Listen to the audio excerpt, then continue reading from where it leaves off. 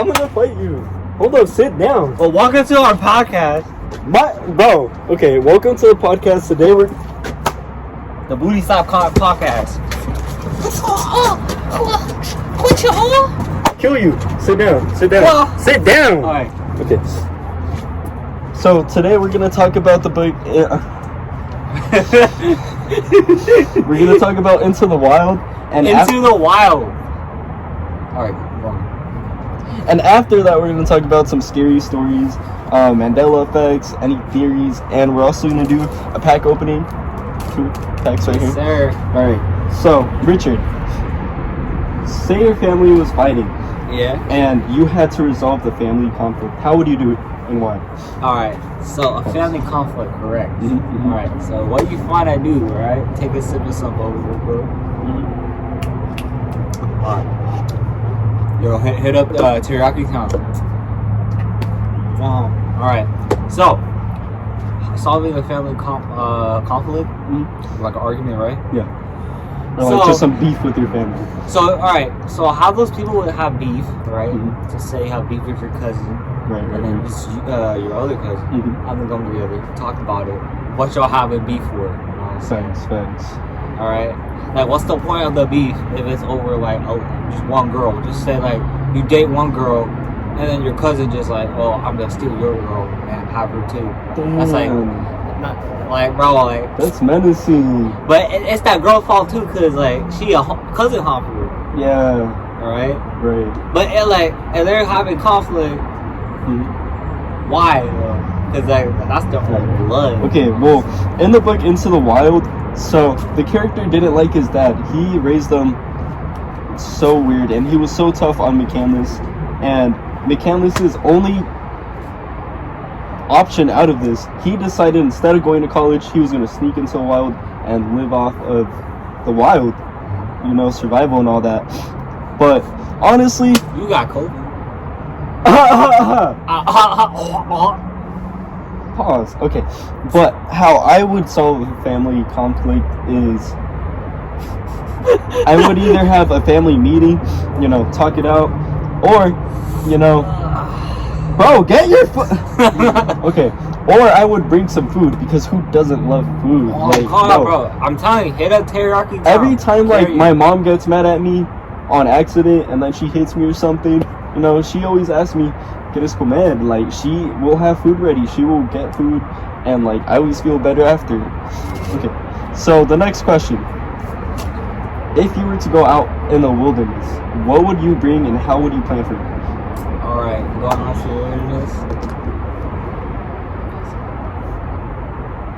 All right, bring some toilet paper. You know what I'm saying? A tent, sleeping bag. The place where to go caca, outside of the wilderness. If you got no toilet paper, use some leaves. Right. Use some water, you know what I'm saying? You're in the wilderness. Unless you got no tent, got no money. Yeah. Like they say, no honey, no money. Yeah. I'm saying, not honeybee money, I mean the honey bitches. So, alright, but if you got no money to buy a tent, you gotta always build one. True, you could literally get long branches, get some leaves, grass, whatever. You could build yourself. Look at the wilderness. Yeah. The wilderness. Let me show y'all real quick. The wilderness of the wetlands. So this is the wetlands. A lot of life force. Yeah, a lot of trees. Right. Okay. Yeah. So McCandless in the book, he didn't really have much. He didn't bring any tools, any that much food, and he didn't even bring money. I believe he just winged it.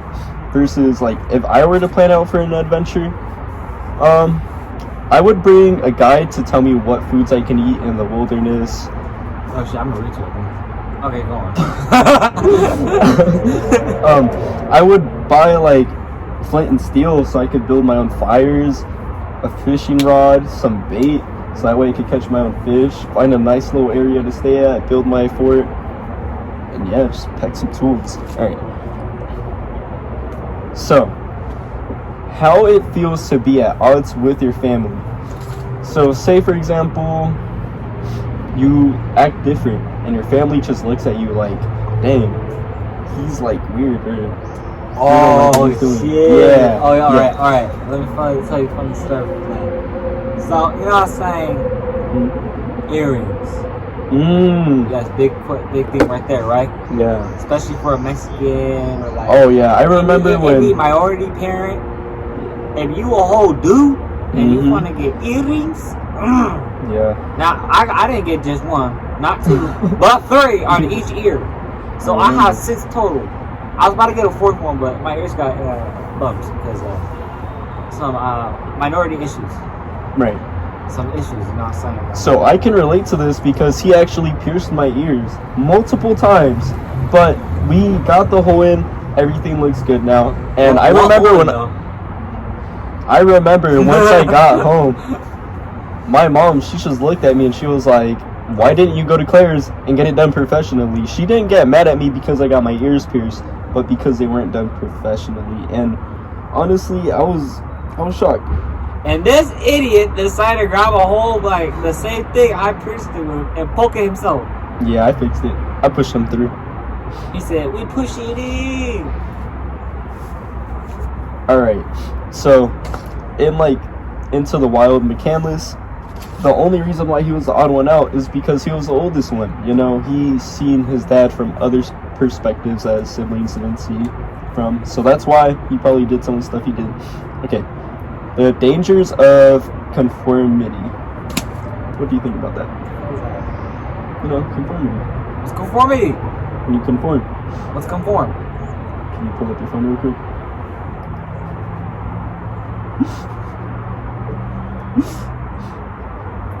Unlock it real quick, open up Google. Oops, I got it. What is conformity? Okay, so it says here that conformity, compliance with standards, rules, or laws, behavior in accordance with society accepted conventions or standards. So basically, like, say for example, you know how society, they think one way, and then maybe you want to be the different one.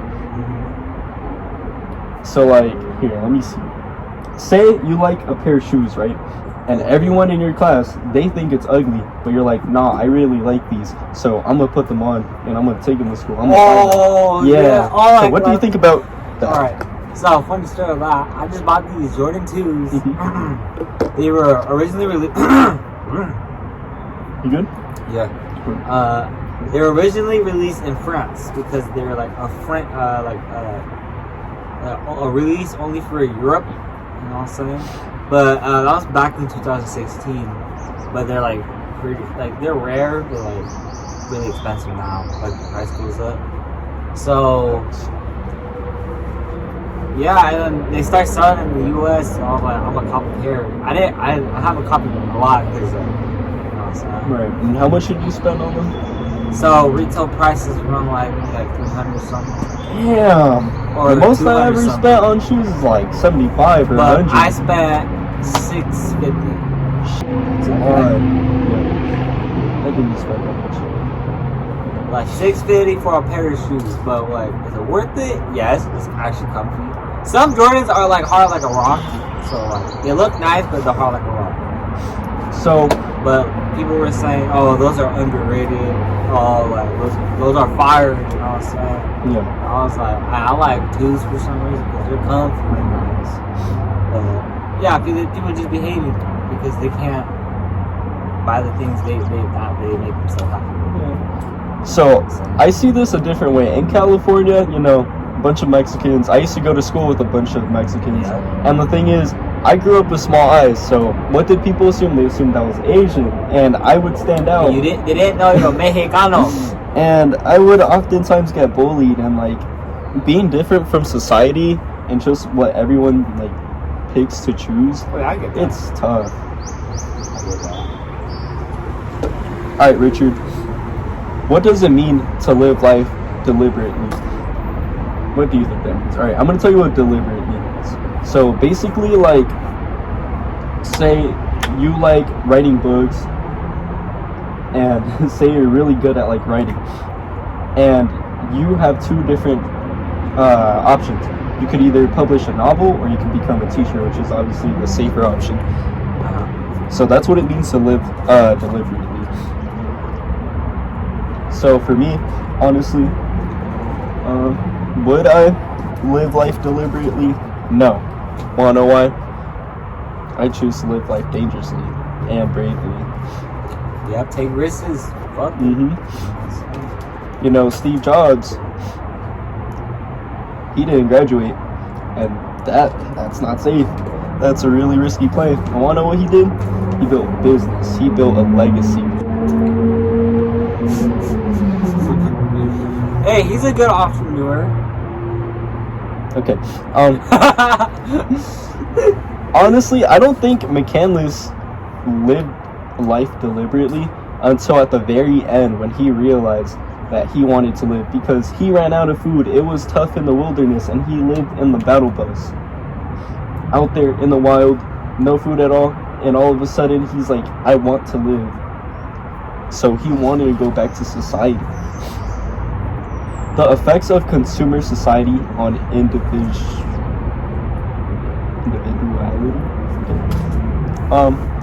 That's a tough one. Don't really know what that means, but how do you think like society functions? Like, do you think everything's just to tie you in? So say for example, hold on, let me get into detail here. So do you think that people that live in low-income areas are often like prone to live there because places around them make them spend a lot of money so that they can never make it out?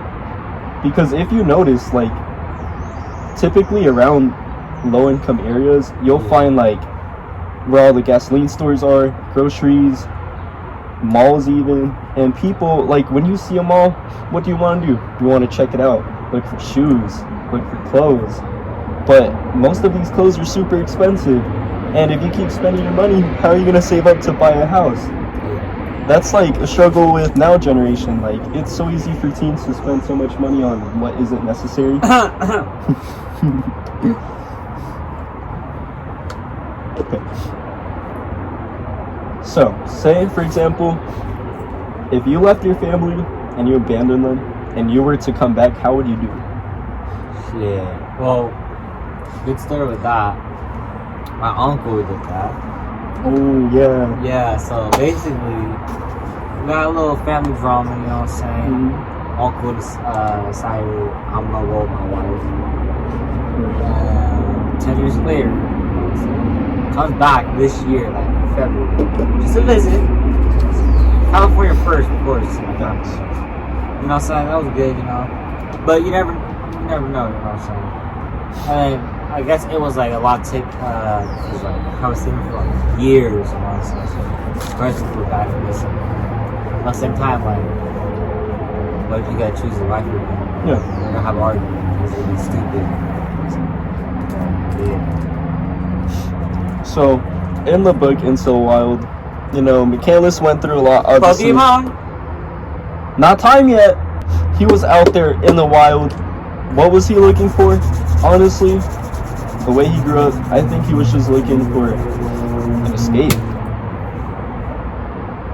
An escape from life and pain. Away from his dad. And after, you know, being in the wild, what he found was a reason to live, why he wants to live. The struggles, the dangers, near-death situations, and I think that just pushed him to wanting to live. But anyways, we're gonna do our pack opening. We're gonna take a little break right now. Hey, yo, back up. Bro, no, stop. Okay. Alright, back to Okay, back from pick the a pack. Which one do you want to open? Back Pick from a the pack. commercials.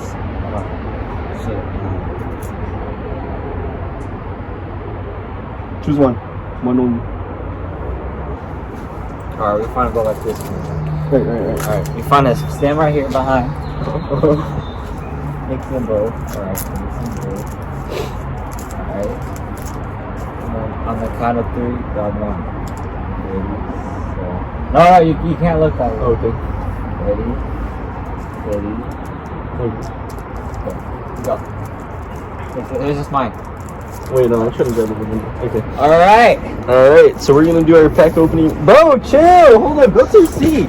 Let's Go back. You're my girl though. No, bro. Chill. Alright. Bro, how is this Pokemon card? It doesn't have the one. Open it like this. Open it like this. Okay. And then as soon as you open it this way. With the top facing up. So that way you don't see what card you get. I don't have Pokemon in the manual. Open it like that. Okay. So I can't see the cards. It's just a trainer code right now. But basically we're gonna see who pulls the best. This pack. You can't find it in stores anymore. Like it's hard to find. So we got code. Get that code. You know what I'm saying? Get that code. Alright, Pokemon Go. Hey, just show the code. That doesn't go to Pokemon Go. That goes onto like the website, but y'all don't need the code. Anyways, alright, let's see the first card. Oh, bro, it's Pikachu. Oh my god. Alright. You go. What's on the top? Damn.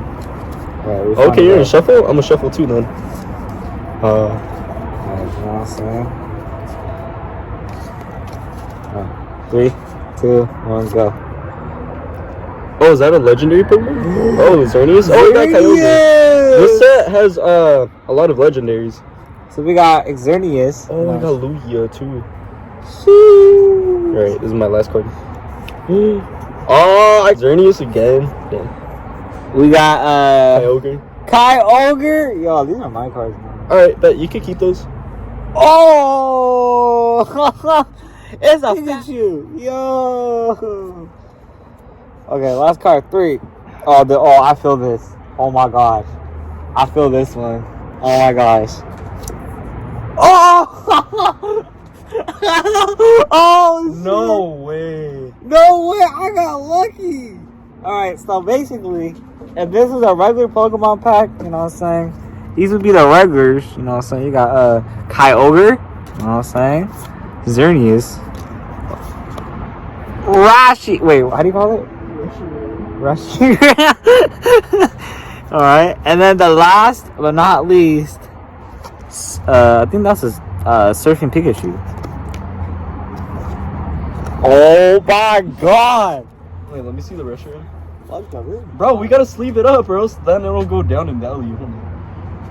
No, bro, that graphic design. Hold up, Alright, be careful. No, we're gonna put it back in the pack safely. What's good? We're going to the gym right now. We're gonna get a quick workout in, and see, there's a scary thing that happens at the gym during the night. So I've been like wiping it down, right? I'll be finished with my lat pull downs, and the bar will move on its own. But we should head inside.